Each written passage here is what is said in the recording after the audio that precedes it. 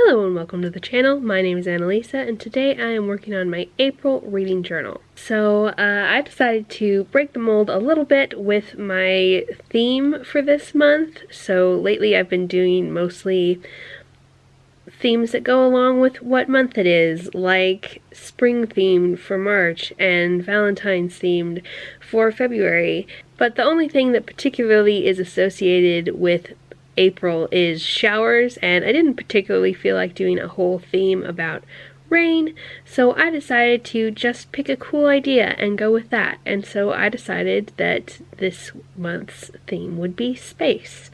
And so that's why I'm drawing the sun and one of the many planets that has a ring around it. And for the book page, my April Reads page, where I draw in all the spines of the various books that I read during the month, I decided to make it a spaceship with a window in the background. So there's like controls at the bottom, and there is a big round window through which I'll be drawing some stars with blackness, and then I will put the spines in on all these little outlines that I have. And if I read the wrong number of books, then I will either add some more outlines later on and figure out how to do that, erase some of the space, or add them in somewhere else. I think I will at least read this many books because I normally read between 12 and 20 books, so hopefully I will at least be able to read as many as I've already drawn.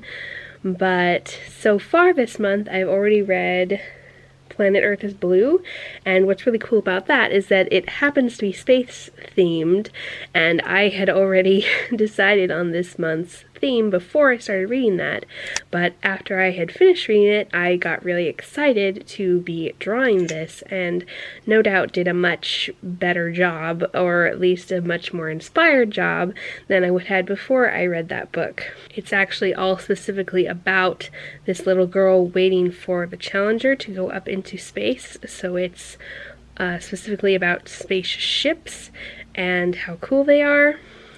So that really inspired me for this looking through the window and having controls at the bottom page. Another unplanned thing is that Planet Earth is Blue was due to go back at the very beginning of April, and it just happens to be one of a couple of books that I had requested quite a while ago that have to do with autism representation. And the reason that is suited to April is that there is a big disability readathon going on right now for all of April, and so I got to tick off getting one of those books for that readathon done right away. So on the subject of the readathon, over on my right hand page here, where I usually put my readathon information, I have a whole list of books that I might read that look like they will probably be available for me to read during this month that all have to do with disability representation, and I believe that they are all own voices, which this readathon is specifically focusing on own voices representation for disability. And the ones that I've so far collected came from a combination of the resources I already have on autism representation combined with some other people's TBRs for this readathon. And so I've compiled a fair number of autistic rep books, but I also have some about deaf people, some about an amputee, someone with OCD, and someone with cerebral palsy.